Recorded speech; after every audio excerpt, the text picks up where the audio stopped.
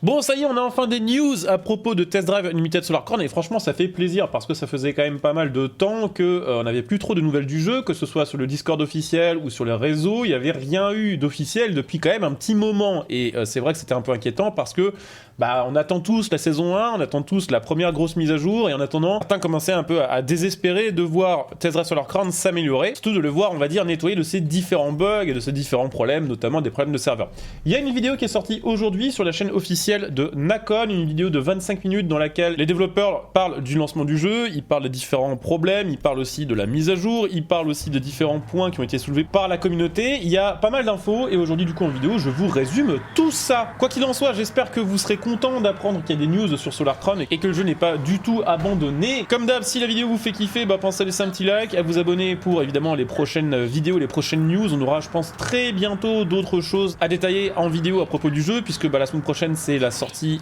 déjà de la grosse mise à jour et c'est aussi la sortie de la saison numéro 1. Donc je pense qu'il y aura pas mal d'infos à donner en vidéo, donc si l'actu du jeu vous intéresse, n'hésitez pas à vous abonner. Et si bien sûr vous n'avez pas encore chopé votre Solar Crown et que après cette vidéo vous êtes rassuré par rapport à l'état du jeu et que vous avez envie de vous l'acheter, sachez que vous pouvez l'acheter un petit peu moins cher en passant via mon lien Instant Gaming que vous trouverez sous cette vidéo. Ça vous permet de donner un petit coup de pouce à ma chaîne par la même occasion et de faire des petites économies sur l'achat de vos jeux. Bon alors cette vidéo de 25 minutes commence par quand même une longue section centrée sur les problèmes de serveur. C'est vrai que c'est le problème qui a vraiment pourri l'expérience de jeu de certains joueurs depuis la sortie. Il y avait vraiment Day One d'énormes difficultés pour pouvoir se connecter au jeu. Ensuite il y a eu des problèmes de sauvegarde, des problèmes de connexion aux courses et les devs vont aborder le sujet en top priorité dans cette vidéo là. Alors ils n'ont pas donné énormément de détails techniques sur pourquoi on avait rencontré des soucis, ils ont simplement expliqué que c'était pas, on va dire, une question de nombre de places sur les serveurs. Ils savaient qu'il y avait une grosse hype sur le jeu et ils avaient prévu les serveurs en conséquence. Ce qu'ils ne savaient pas, c'est qu'à partir d'un certain nombre de joueurs,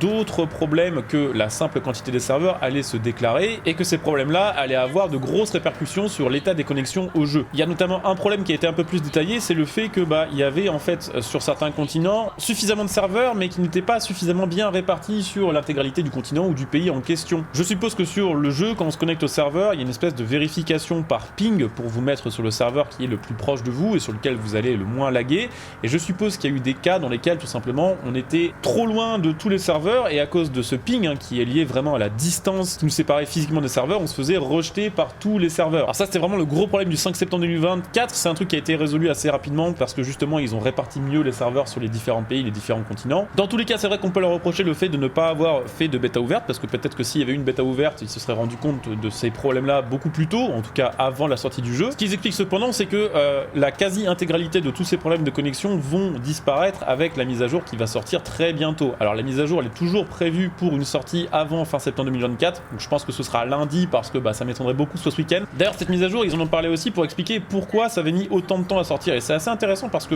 ici on est beaucoup de joueurs et je pense qu'il y en a très peu qui travaillent vraiment dans l'industrie du jeu vidéo et c'est vrai que ce qu'on sait pas trop c'est comment se déroule en fait le procédé de déploiement d'une mise à jour parce qu'on se dit ils ont juste à mettre les fichiers sur un serveur et nous on a juste à les télécharger pour avoir notre jeu à jour. Le problème c'est que ça se passe pas comme ça, on avait eu l'occasion d'en parler dans une autre vidéo quand on parlait des versions Steam. Quand vous êtes un éditeur ou un développeur de jeu et que vous voulez publier des mises à jour sur un jeu, tous les fichiers doivent répondre à certaines normes, à certains critères et ils doivent être validés par la plateforme sur laquelle vous voulez les mettre disponibles. Donc Steam par exemple sur PC, mais Sony quand c'est la PlayStation 5 ou Xbox quand c'est la Xbox. Le truc c'est que quand vous avez un truc à corriger en urgence, c'est pas toujours faisable du coup parce qu'il faut attendre que ce soit validé et surtout de ce que j'ai compris du côté de chez Sony, ils sont assez tatillons avec les mises à jour et je pense qu'ils voulaient tout simplement éviter de sortir la mise à jour sur Xbox et sur PC et de ne pas sortir la mise à jour au même moment sur PlayStation 5, ce qui aurait foutu les joueurs PlayStation 5 encore plus en rogne. Donc la saison 1 est toujours prévue pour le 2 octobre 2024, la mise à jour est toujours prévue pour fin septembre et elle devrait corriger pas mal de trucs, y compris tous les problèmes de serveur. Il y aura aussi des améliorations concernant l'optimisation du jeu. Alors ils ont expliqué que ce premier patch serait surtout centré sur l'optimisation PC. Alors il y aura aussi des améliorations sur console, sur Xbox et sur PS5, ce qui veut dire qu'à partir de cette première mise à jour, il y aura déjà des choses qui fonctionneront aussi mieux sur console. Ils ont expliqué qu'un patch spécial console allait arriver, notamment un patch spécial PlayStation 5 parce qu'ils savent bien que sur PS5 il y a des problèmes de performance et en plus de ça des problèmes de qualité et d'affichage graphique. Il y aura une mise à jour spéciale pour ça, mais apparemment ça prend pas mal de temps justement parce qu'il y a pas mal de tests de qualité à faire et parce que Sony apparemment prend du temps pour valider tout ça. Ils ont également expliqué qu'ils avaient réussi à pré-patcher et à corriger et adapter déjà certaines choses par rapport à la saison 1 en fonction des retours des joueurs et en fonction de certains bugs qui ont été trouvés et que évidemment cette mise à jour qui va sortir juste avant la saison 1 profitera de toutes ces améliorations et de toutes ces corrections.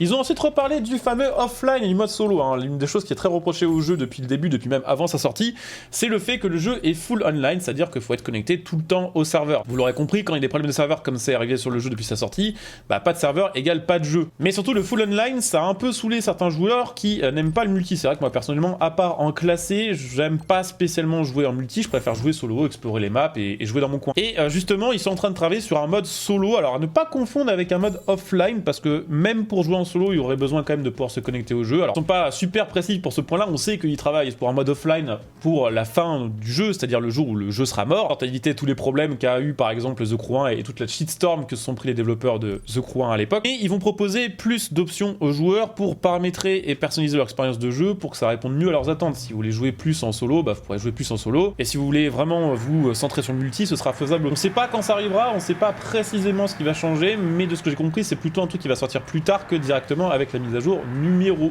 1.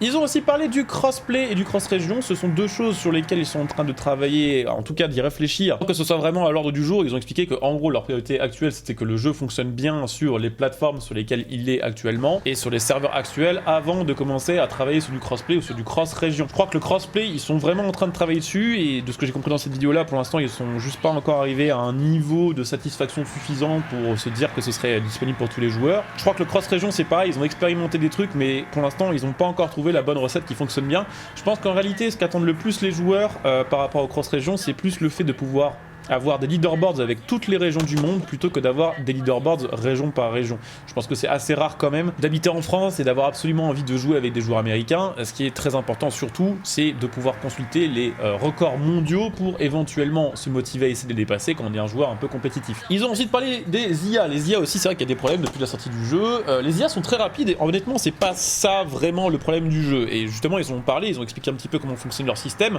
Il n'y a pas de choix de difficulté sur ce jeu, contrairement à un Forza où vous pouvez lui dire je veux jouer en débutant, je veux jouer en expert, je veux jouer en telle ou telle difficulté. En fait c'est le jeu qui va automatiquement vous mettre contre des IA de telle ou telle difficulté selon vos résultats en course. Si vous gagnez tout le temps, bah, vous allez vous retrouver contre des IA experts et si tout à coup vous mettez à perdre contre des IA experts, bah, le jeu va vous rétrograder dans une difficulté inférieure. Une IA très rapide c'est très bien, le truc c'est que justement l'IA est beaucoup trop agressive et ils en ont parlé, c'est vrai que l'IA elle est programmée de sorte à vouloir tout simplement être première tout le temps et à essayer de rejoindre la ligne optimale tout le temps et d'être tout le temps devant vous. Donc il y a des fois où, sur son chemin et bah elle s'en fout un peu, son but c'est juste de passer devant vous, donc si elle doit vous dégager, elle vous dégagera. Ça c'est un problème d'agressivité et ils sont au courant de ce problème là et ils vont travailler dessus, tout comme ils vont travailler sur les IA qui sont vraiment spécialement rapides. En fait les IA sur le jeu elles sont pixel perfect, c'est-à-dire que elles savent pile la quantité d'accélération, pile l'angle de direction et pile la trajectoire à prendre pour être vraiment 100% optimale dans tous les cas. Ça donne des IA qui sont presque imbattables et ça c'est un truc qui n'est pas normal. Ils savent et ils vont